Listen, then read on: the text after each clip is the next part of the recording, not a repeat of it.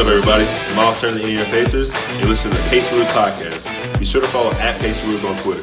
Hello, everyone, and welcome to the Paceroos Podcast, the only Australian NBA podcast with a bias towards the Indiana Pacers.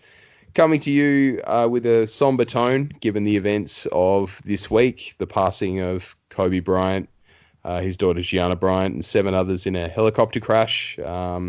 It's dominated the news here in Australia, which was slightly surprising, I think, for all of us, just because being huge basketball fans, you tend to underestimate the power and reach of the sport in the mainstream media in a country that's so far away from the United States. But wall-to-wall coverage on every major news outlet. It's led the news bulletin the last 2 days since it happened, and just a really shocking and terrible day in world sport, and one that unfortunately we'll remember for all the wrong reasons forever. We've got a couple of unique and different perspectives from my co-hosts on this podcast. And Alex, I'll start with you. You posted a tribute video to Kobe earlier in the day. You said it was obviously something that was really hard to make. How did Kobe's passing affect you, and what have the last couple of days been like for you? Oh man, yeah, it's just been a terrible couple of days. I think we were talking about it before. You just wish you woke up and it wasn't true, but I literally couldn't believe it. I woke up to your DMs, I think, and the more I scrolled through, the more I thought, just no, like this can't be true. This can't be happening. And to hear about his daughter, who was only 13 years old, like, I know, Adam, you're a father, so I can't even imagine what that family is going through. It hurt, man. I think Kobe Bryant's legacy, you mentioned Australia's been talking about it nonstop. That's how much of a reach this guy had, how much he influenced people around the world. He was so much more than just an athlete. He was somebody who inspired and mentored millions of people around the world, whether he knew it or not. So definitely a tough week, and I think it's pretty cool to see across the NBA all the people, the teams taking those shot clock violations and doing these tributes around the league. I know Trae Young wore number 8 in his game, I think for the Hawks the other day. So yeah, it's cool to see those tributes, but definitely a hard couple of days. Yeah, you mentioned obviously a father and a daughter passing away at the same time. It's the only thing I can say is that a lot of people have been using the saying that this hits different. And I think when you've got kids, it probably hits a bit differently to where other passings of famous people, athletes have hit earlier in your life. I think it really does hit home to a different level. Not to say that my reaction was any stronger or different to anyone else's, but you start to think about some different things when you've been a father yourself or you've got kids yourself. But yeah, it's just truly tragic. Nothing more needs to really be said aside from it's been great to see all the tributes flowing through, all the highlight videos, and the last couple of days it's been really funny. It's the first time this whole season that a Pacers game seemed very secondary to what was going on, and I found myself watching Kobe highlights and Kobe videos and tributes and SportsCenter and all of those types of things instead of the Pacers game yesterday. I couldn't tell you much about the loss to the Trailblazers, I won't lie. It's probably the 1 out of 82 that I probably don't care to go back and really go in depth on. That road trip's over now. But yeah, Justin, I'll throw to you. Obviously, it's been a really rough week, being that your brother, who we've interviewed on this podcast before, had many interactions with Kobe. Kobe was his idol, his hero. So it definitely hits different for you and your family, given that your brother had a personal connection and in many, many, many interactions with Kobe.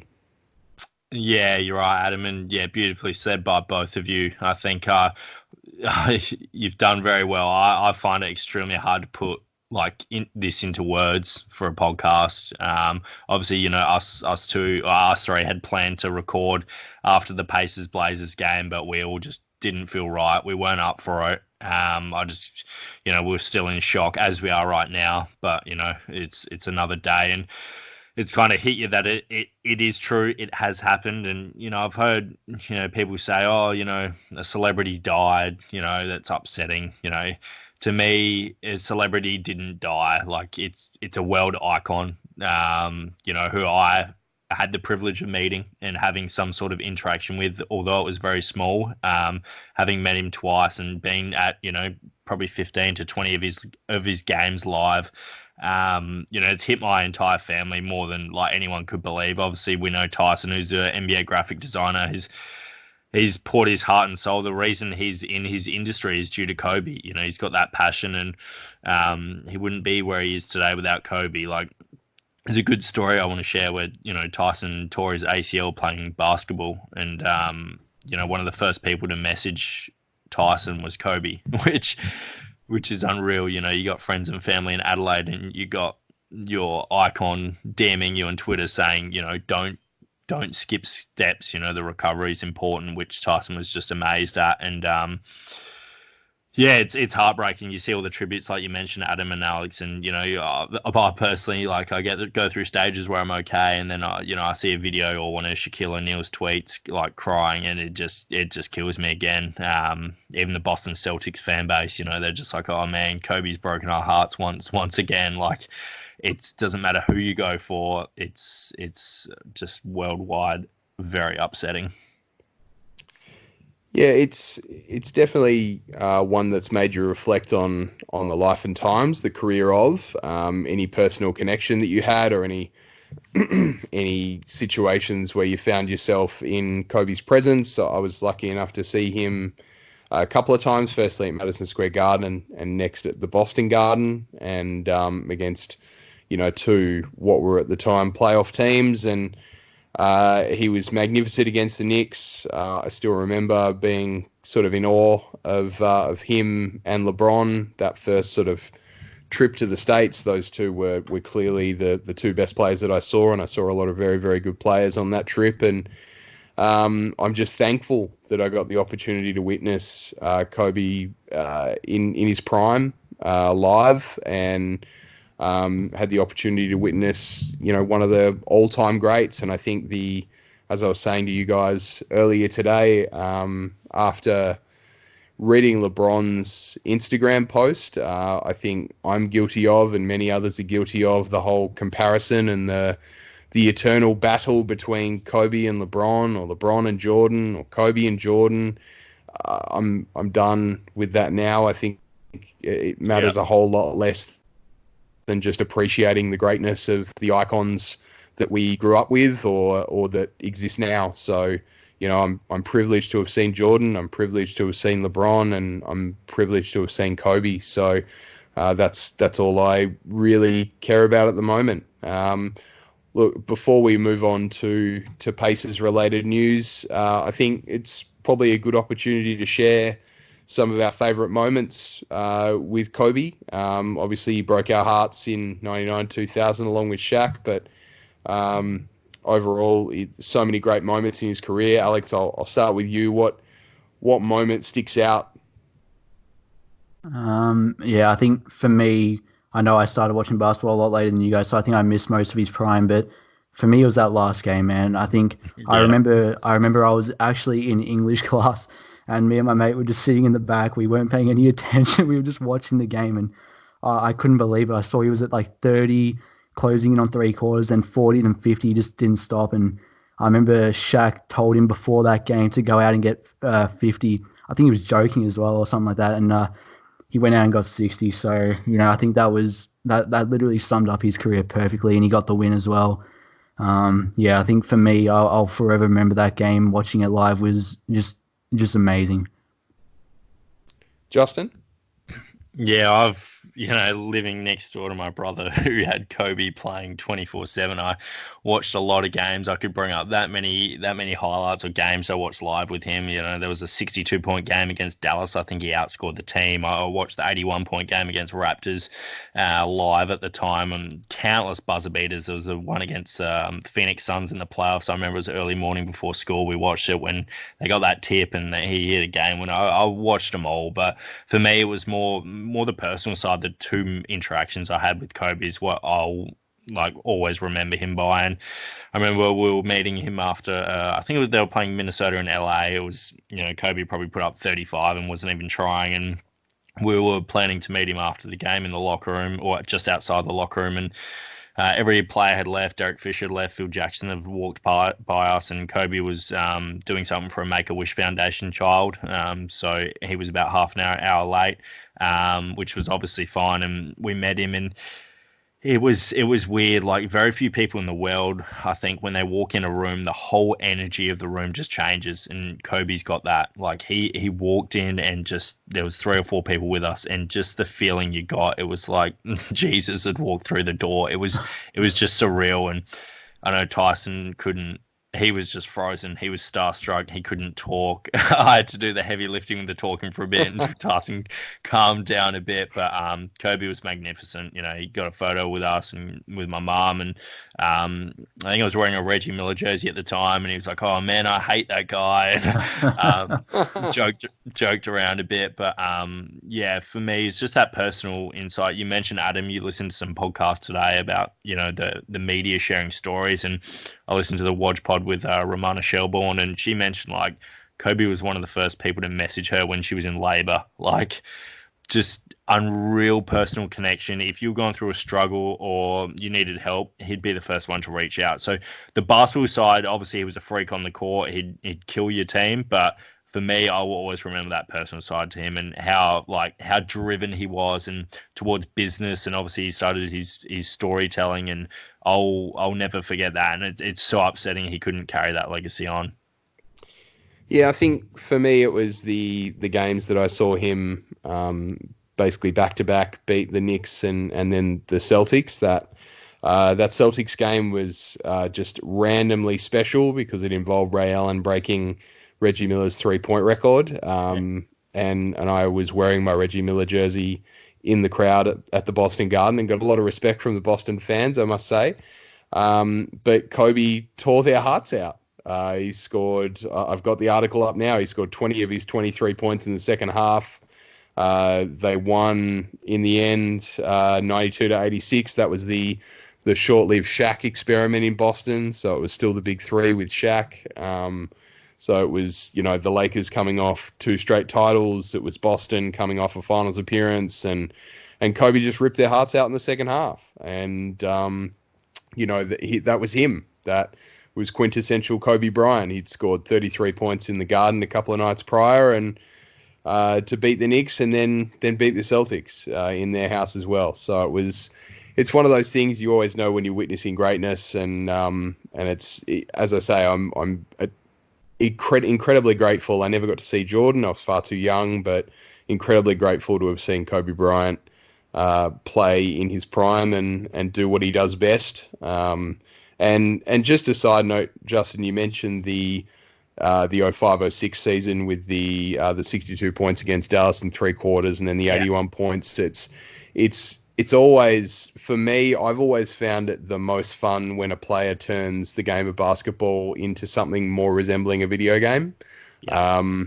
And Kobe did that. I mean, we've had a few players do that over the years, have stretches where it's like they're playing 2K on easy. And Kobe just ripped through teams over that sort of stretch. 05-06, he probably should have won the MVP that season over Steve Nash, and he was playing with an incredibly depleted and under-talented Lakers lineup that included storied players such as Chris Mim and Smush Parker and Chucky Atkins, and he just tore games apart and won games literally by himself. So it was incredible to see, but he will be he will be missed. Just a quick one from me, guys. I've heard it floated around. I've heard, that players should retire the number 24 or the number 8 or both. I've heard, the All-Star game should have one team wearing 8, one team wearing 24. Are there any tributes that you'd like to see Kobe paid moving forward? Because I feel like his passing and the tributes that flow on will be a big part of this season. Justin, I'll start with you. Well, yeah, any tribute. I'm sure that's the one thing that the NBA probably does better than any sporting league in the world is they really pay their respects when someone passes away.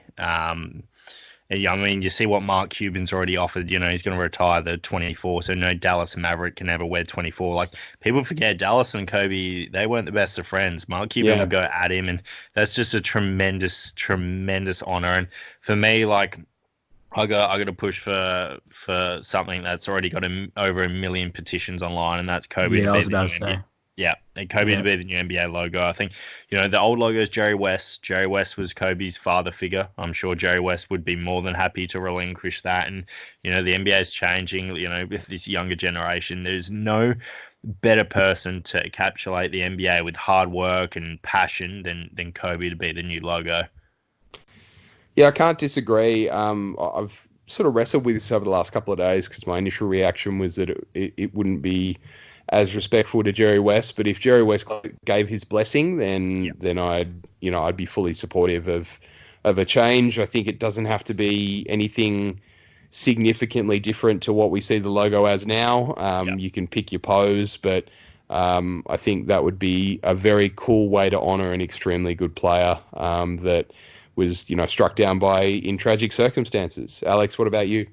Yeah, well, I was just going to say on that logo, I know we've already had some great artists around the world, including your brother Justin. I know he did that logo. I'm pretty sure that's on the petition. But I think that All-Star idea would just be fantastic. I know the Pistons today, their warm-up, they were wearing their jerseys during the warm-ups had 8 and 24 on them. So if like one team had all number 8 and one team all had 24, I think that would be absolutely incredible. So I'm sure Adam Silver is cooking up something now to pay tribute, but I think that would be an amazing gesture.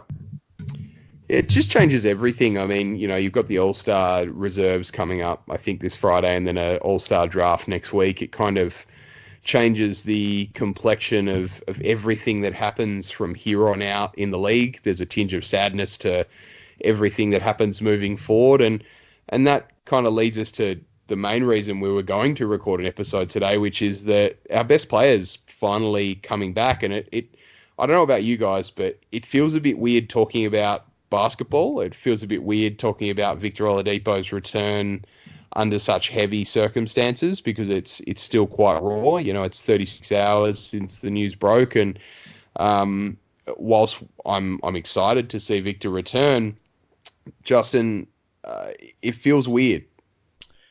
It does. Like you mentioned at the start of the show, Adam, I've been a Pacer fan for 20 years, and I've never cared less about a game than that Pacers Portland one. I watched the opener where they gave the respects to the buzzer beater, probably the first 5 minutes of the first quarter, and then I turned it off and started watching Kobe highlights. Like, it just feels wrong. But look, in another sense, if there's 1 week you need Victor Oladipo back in your life, it's this week, because that man is so positive. Yeah, and he'll get you up and about. And I've been looking forward to this for over a year, seeing Victor play. So, yeah, you do feel a bit guilty, watching basketball right now because it just feels so wrong, like you mentioned. But, man, what timing. Oladipo to come back, and his positive attitude is what I guess the world kind of needs right now. Yeah, we really need a guy to carry us through, and I think there'll be a series of players around the league that lead the league for the rest of the season.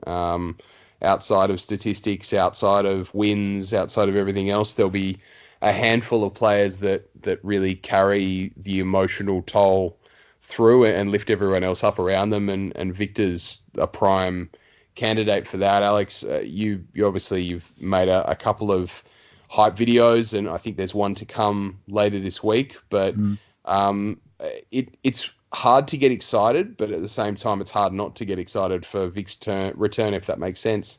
Yeah, it's 1000% the most bittersweet moment of the season for me. I think even today I didn't want to post that Victor video. I actually had that in the draft. So I was going to post it the night before obviously we heard about Kobe, and I just fell asleep. And it's pretty crazy how things work. But yeah, it's even honestly like I'm just lacking motivation to even make any other content. Like that Oladipo video, I'm probably like 3/4 through. I would have been finished that by now.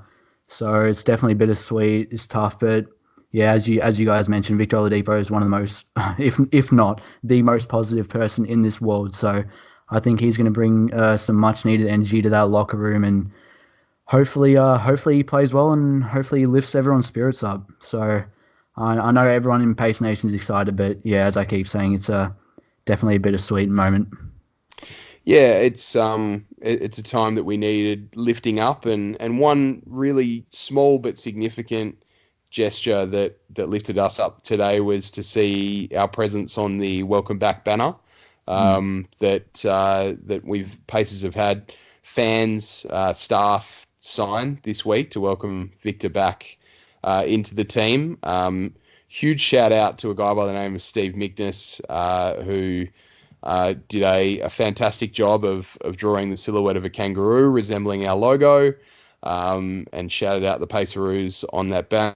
Steve works with the team, and we're extremely grateful. We obviously can't get halfway across the world to make our presence felt on that banner, and the fact that someone took the time out to represent us on that Welcome Back banner, because we know that it means a bunch to us to see Vic back and to see him back fully healthy, and we wish him and all the rest of the locker room and organisation all the best for the rest of the season. But shout out to Steve, thank you so much. It means a whole lot, and Justin, I think it'll get to the stage where by the time Vic comes back, we will need it. We will really need to see a bit of magic from Victor Oladipo against Chicago. Yeah, I think like we've all mentioned, that positive energy has. Let's hope he gets through the game healthy. I don't care if he scores 4 points or 2 points, just get through the game healthy. It's going to take time. I think preach patience with the fans. He's not going to come and score 20, 30 points straight away. I don't know if he's going to be on a minute restriction or anything like that, but he's going to get acclimatized to his teammates, and he hasn't played proper basketball in over a year now. So definitely preach patience there. But it's weird talking about basketball. I got to admit, I've never felt so weird about talking Pacers basketball. Usually I can talk about it nonstop to anyone at any time of the day, but it just feels so wrong right now. Yeah, look, let's switch gears for a second and talk about the game, and talk about the introduction of Victor back in the lineup. I mean, there's two factors that could mean that this will be a bit of a slower start than fans are probably expecting, and that's why preaching patience is a really smart thing to do. I mean, number one, whenever someone is inserted back into the lineup, whenever there's a big return, whenever there's a big event, you see it on stuff like ring ceremonies. You see it when players return from long-term injuries. There's that initial sort of jump in energy, and then there's a extended bout of fatigue, and teams tend to lose more than they win on ring night, for example.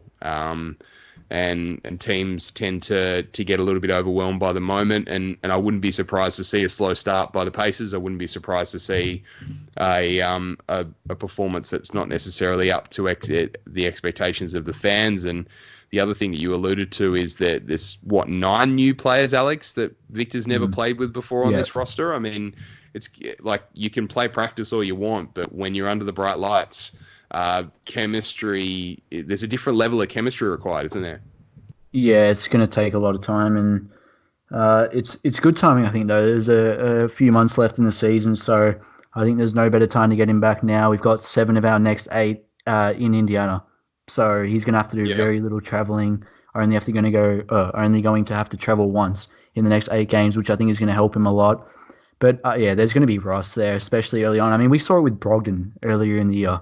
Yep. He missed, like a week, and then he came out like 0 from 6 from the field or something. So, Pacers fans don't expect him to go 10 from 10 or have some crazy 40-point game. There's definitely going to be some rust there, but just getting him back in. I think 15, 20 minutes. The more he plays, the better he's going to get. So I'm excited to see the growth that he has throughout the season.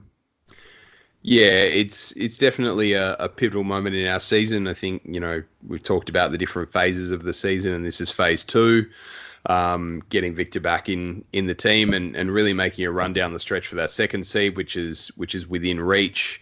But yeah, it's definitely been a week that return's been completely overshadowed, and rightly so, by tragedy. And I think, guys, we'll probably leave it there. I think we've added a little bit of Pacers content into the show.